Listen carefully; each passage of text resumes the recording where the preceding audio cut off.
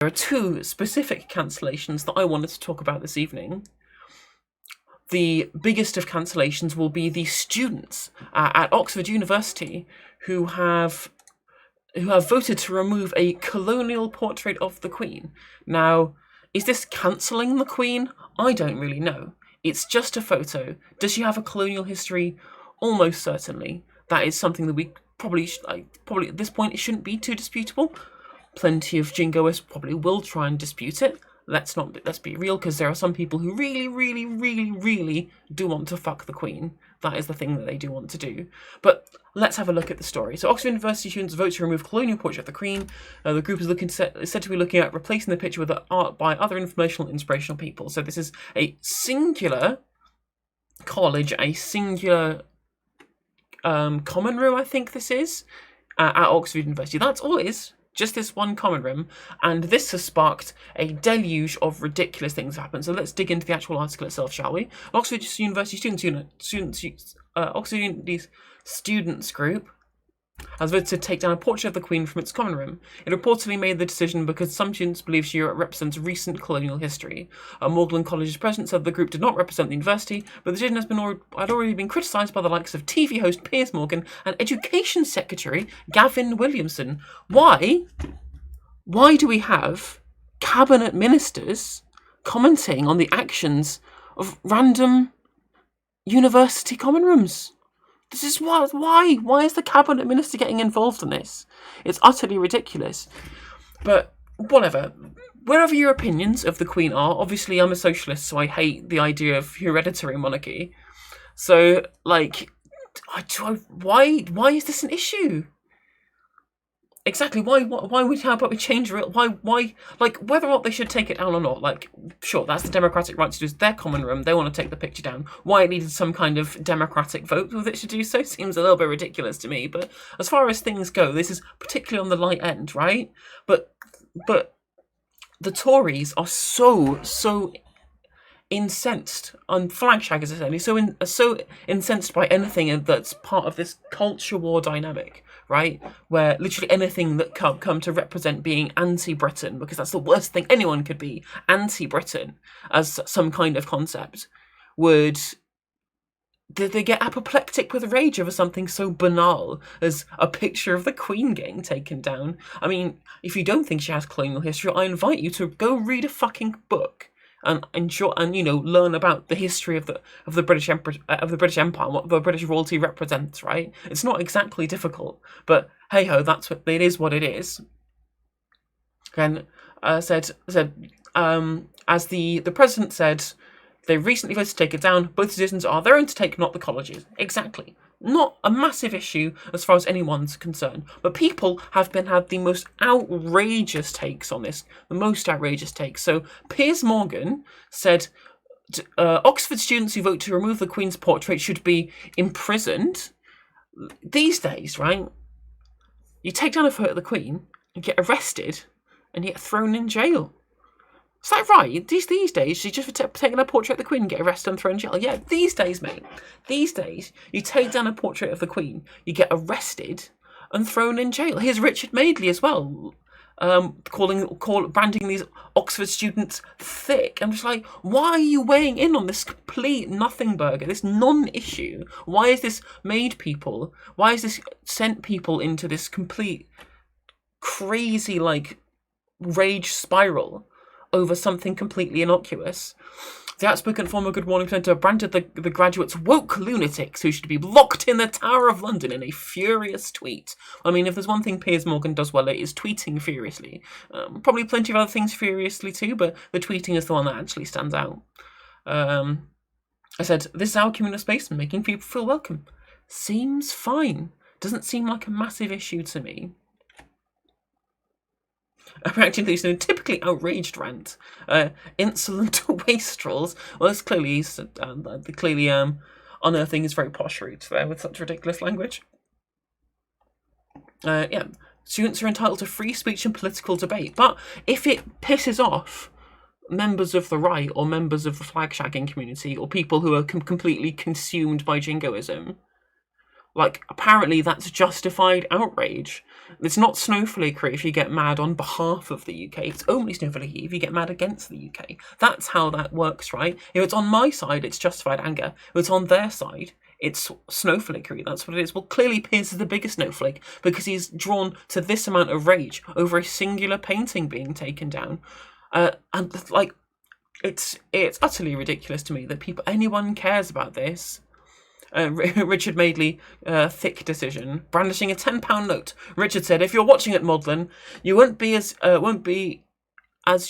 awake until 9 to 10. But assuming that you are, would you rip this up? It's got a picture of the Queen on it, bit of a colonial culture going on there. So would you stop using cash? I mean, to be fair, who the fuck uses cash nowadays? We can pay with our phones. Like, cash is completely pointless anyway. Second of all, since the plastic notes have come in, you can't actually rip any of the notes anyway. And second of all, it's not our note. Like, we don't own the Bank of England. We can't democratically vote to remove the Queen from the currency. But, you know, these students at Magdalen College, Oxford, they have the democratic right to take the photo down of the Queen in their common room that they spend all of their time in, right? What a completely ridiculous comparison. But then again, it's Richard Madeley. I don't know why I should be expecting some kind of searing intellectual genius from the man anyway. But even so, utterly ridiculous, complete nothing burger, complete waste of time. Why anyone's getting involved with this, I have no idea from why people care so much, but I do have an understanding of why people are getting involved, which takes me to the next thing I was having a look at. So, there is a cricketer called... Actually, I probably need the news up for this one. Plus, we need Money to Survive. It is a ridiculous comparison. Well, let's go... I don't need really the article up for this one, and then we have full-face camera for this one. So the second thing I wanted to talk about, the second cancellation that's happened in the last week, was there is a cricketer named Ollie Robinson who started his debut for England last week. And what happened was... since he came to prominence through his selection as on the first day of the Test match, and putting in a pretty good performance as well, people went digging. People went looking for tweets. They found the tweets. The tweets were pretty bad, including the N-word, derogatory statements about women and Muslims and ethnic minorities, of all these kind of things, right? He said plenty of these pretty awful things, right? Then you realise the tweets were from 2012, when he was 18 and 19. And I'm just like, excuse me, what? Like, okay, these are bad tweets. We can assess that these tweets are bad, right? We can assess that. That's absolutely fine. Why we're impugning the character of a 28-year-old, a 28-year-old with almost decades-old tweets from when he was under 20, some of the tweets probably when he was still technically a child, utterly ridiculous, right? The worst part is I understand where people are coming from, because obviously if these opinions are being shared by someone who's in an area of prominence within British society, who has people who will look up to him, like children will want to emulate him if he becomes a successful cricket player, I understand that, right? We need to, understand that people need to have some level of decorum of the things they post online. Was he a member of the England team a decade ago? No, he was barely part of the first 11 of his county team at this point. Like, it was just a non-entity. So it was clearly no one was following at the times of these tweets were made. Second of all, a decade is a very long time for someone to change their minds. And I don't know about anybody else, and this may just be circumstantial evidence, but I feel like we've moved on quite a lot in the last decade. I think the way in which we look at these issues has changed a lot. And I don't doubt that Ollie himself has also changed the issues, as was made in the statement that he made. Nevertheless, the England-Wales Cricket Board have decided to suspend him pending investigation, so he cannot play in the match that's happening today. Don't do this. If there's anything I want to ask people who are in control of these kind of situations, please don't do this. You are not helping the case against racial discrimination by making these short-sighted and very short-sighted decisions that are kind of jumping the gun and going a little bit too hard. Because you're not actually stopping racism by doing this, right? I don't think people who otherwise would have been tweeting this stuff are going to stop tweeting because you've said, if you tweet this, we'll suspend you straight away from your England, your England position on the cricket team, right? I don't think that's going to happen. All this does do is add more ammunition to the people who are then likely to then come along and say, what's happening with this woke nonsense? It's cancel culture gone crazy. Like, because at the end of the day, I do not think this is a proportionate response to the thing that happened. I don't think so. Like, sure, we'll have a learning experience moving forward where people are going to be taking the things they say online with a little bit more care and a little bit more attention. But if you asked me sincerely, do I genuinely think that Ollie Robertson shares literally any of these views now?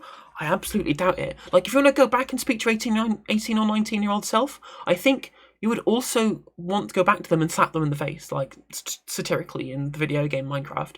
Like, you'd want to go back to them and say, you're a dickhead. Like, I'm sure we were all dickheads at the age of 18 and 19. I know I certainly was. And I'm pretty sure Ollie Robertson probably was a dickhead at 18 and 19. Clearly has been evidenced by these tweets.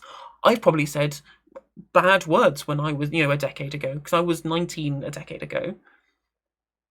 Are you more of a dickhead now, Dominion Spy? I mean, probably it's a pretty low bar. I don't like, and the levels of dickheadery, I think of all the people who was pretty low on that scale, it'd be you. So, I mean, I've not spoken to you in person in quite a long time, so it would be difficult otherwise.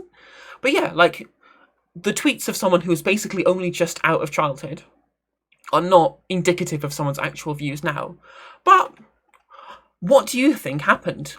As soon as this major news story broke about cancel culture going too far, the woke police are ruining things. Also, hello, Peter Parker in chat. Nice to have you on stream. What do you think happened? What I said was bad, we could definitely use ammunition to smear the left woke police. Exactly, yeah, like, I think it does more damage to take the hardline action this early without thinking about things from a more kind of reasonable standpoint. I absolutely agree. Yeah, exactly. Like, it's all a growing process. But as I was saying, what do you think happened as soon as this big kind of cancel culture malarkey happens and there's this big story that happens? Of course, a member of the cabinet gets involved. Of course, the main thing that will happen, the cabinet, they've got, I know there's a pandemic to deal with. I know we've got huge amounts of wealth inequality and there's so many issues to solve with regards to schooling and that. No, they're not interested in that. They're interested in getting involved with what's happening in the cricket team. So this is an article which talks about how James Anderson, who was the most experienced player on the England cricket team at the time, saying England players committed to improving themselves in the wake of the row, with reasonable response to just saying, look, we probably said bad statements in the past, but we're always improving over time. Very, very rational and reasonable statement, right? If we go down here, yeah, remember being that age, you do make mistakes, you're very young and inexperienced. It's just a case of trying to make sure that even at that age we send a message that's acceptable language to use.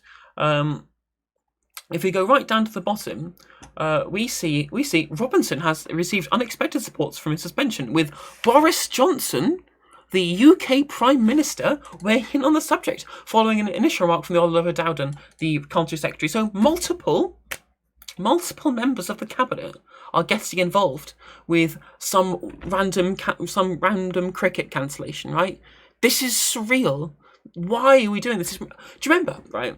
Do you remember at CPAC when Tom Cotton and Ted Cruz were talking about woke cancel culture in like the biggest conservative event of the year? All they can think of is Mr. Potato Head and Dr. Seuss. And it's being imported over here as well. We're at the point where it's just like, I mean, we've got all these real world issues that need solving, but how about this cricketer? How about this photo of the Queen? You know why they're doing this, right? Because they never, not in campaigning mode. It was never about making the right country. It's never about creating the right policies that benefit people. It's never about having some kind of equitable society. No, it's just about, anything to divert from Tory COVID failures, exactly. It's never about any of that. It's never about governmental policy. It's just about winning elections. All they're thinking about is, can we win in 2024? Why do you think that they refuse to acknowledge any failures that they even went through at the start, right? You've seen Matt Hancock on different news programs just continually saying like, oh well, I'm not even acknowledging the criticism that he gets, valid criticism that he gets from members of the journalism and news media. Like, he'll just go, yeah, but have you seen this other thing that we're doing? Like, and not even address the criticism, because all they're looking at is 2024. All they're thinking about is, can we win the next election? Because that's all they exist to do. As you've seen previously, from how many years of money that they've been throwing away to their donors or their housemates or their people that they know or the people that they lobby for, all that kind of stuff. That's all they exist to do, is just stay in power. And that's why, when things like this come up, when things like the Queen photo get taken down, this is why members of the cabinet seem so intent on bringing this to attention, right, and making it some kind of national spectacle, rather than some individual incident that just needs judging on some kind of merit, because this immaterial to them. All they think is, oh, this is a good issue that I can use to shift the optics in my way, in the way of our party, right, to make sure that we can win the next election. That's it. If you need any other reason to just doubt that the Tories, to have any doubt that the Tories have the best interests of the nation at heart, just look at their priorities, but what they feel like is actually worth doing with their time. It's going on breakfast shows and talking about whatever cancel culture war nonsense garbage issue has been fed into the top of the media pile that day. That's all it is. That's all it is. Which is great, because I've not seen any of the Labour politicians talk about this. As much as I am not a fan of the Labour Party in its current form, they're all talking about the awful things that are happening with the COVID contracts, all of the different things that have been cronyism and fire and rehire, all of these issues that actually have a material impact on the lives of people in the states today, specifically working people. Like, they don't even care. Like, the Labour Party, they've been actually talking about real issues, while Conservatives have been talking about, this person did the thing that is something that I can make boomers angry about. So let's massively hype this up far further than it ever needs to go. A series of interventions again and again and again. But like, does it need to be commented on by members of the cabinet? And does it need such ridiculous vitriolic reactions as Piers Morgan saying people who take down a photo of the Queen need to be imprisoned? What a ridiculous statement. You can have reasonable comments about these issues, as I have done in this segment so far. I've said Ollie Robertson probably shouldn't have been suspended, and we should take a common sense approach where we acknowledge that tweets can be bad, but we don't hold people accountable for things from a decade ago. Yeah, and also in the previous one, a random photo of the Queen being taken down off a wall of one common room in one college in one university in the country is not an issue. First of all, it's not even an issue because it was a reasonable thing to do, because the Queen's shit and I hate the Queen. Fuck her. In Minecraft. I don't give a shit about the Queen. I don't want to see her face. The fact that I have to see her face on the money is very, very frustrating, but I'll get over it, right? I'm not gonna burn money. Also a bandwagon hopper, very, very true. What about the Queen's face to 2 drugs? Now that I will not stand for. Right? Actually, that's a lie, fuck it. Pretty happy for people to do drugs using the Queen's face, but, people never talk about that. Think about all the cocaine you're getting on the Queen. I'm just like, yeah, but people taking it down for some legitimate reason about why the monarchy represents British colonialism, right? No, that's too far. It's too far. Well, these acts are designed to incite a reaction. Well, that's true. I mean, I don't think that the members of the Students' Union at Magdalen College, Oxford, were specifically doing it to become national headlines, right? But the news media are very, very happy to just seize on these very, very minor issues, these complete nothing burgers, and blast them open and to fuel this culture war narrative that means that we don't scrutinise their failures as members of the government. As government ministers who have actual jobs to do, rather than just be media faces to try and have some kind of face to put towards the next election, right? Cocaine is a colonialist pursuit given the horrors of its manufacture and transport. True. Although I guess it probably wouldn't be if we just ended the drug war. It's only because of the drug war that the horrific conditions that have been allowed to be perpetuated through cocaine production have been allowed to get this bad, because of the drug war, because of the illegal trade. No worries, Peter Parker. You take care of yourself. I'll catch you on the next one. But it's just like, I mean, just taking down a photo of the Queen probably is a little less than, probably even less liked by, the gammonry than me just saying that I would like to completely get rid of the monarchy, which we could. I think that'd be good. We could spend all that money on a massive pub in Buckingham Palace. Sounds good to me. Take back all the money from the Crown lands from the Duchies of Cornwall and Lancaster, and then just repossess all the other Crown lands anyway, because they only have them because they wrote it into divine right. They wrote into law that they had a divine right to that land. They never bought it off somebody. They never traded it for anything. Just happened to be theirs after enclosure, right? Anyway, so 2 stories that shows why this government are ridiculous. All they care about is just the optics of the next election, and also why cancel culture is stupid on 2 different reasons. First of all, the response to cancel culture is unwarranted, but also people can sometimes go too far to appease the baying mob, rather than having taking reasonable criticisms and then having like a common sense reaction to them, right? Like, and also, like, people talk about the strange thing is that people always talk about, oh, Ollie Robinson's been cancelled, this cancelled, that, woke culture police, blah blah blah blah blah. But I think most people who I know, I guess that's just anecdotal evidence. I've not seen anybody on Twitter or in real life or on social media calling for, the beheading of Ollie Robinson. I've not seen any of that. Someone said, hi guys, look at these tweets, not great. It's the ECB who have then come out and then gone through with a suspension, right? Whereas the people who are genuinely have their knickers in a twist, who are completely apoplectic with rage, are the people mad about someone taking down a photo of the Queen. It reminds you of the tweet, was it like a couple of days ago from Lawrence Fox? Let me find it. I remember Owen Jones did it. Post it on Facebook. Let me find it on Twitter.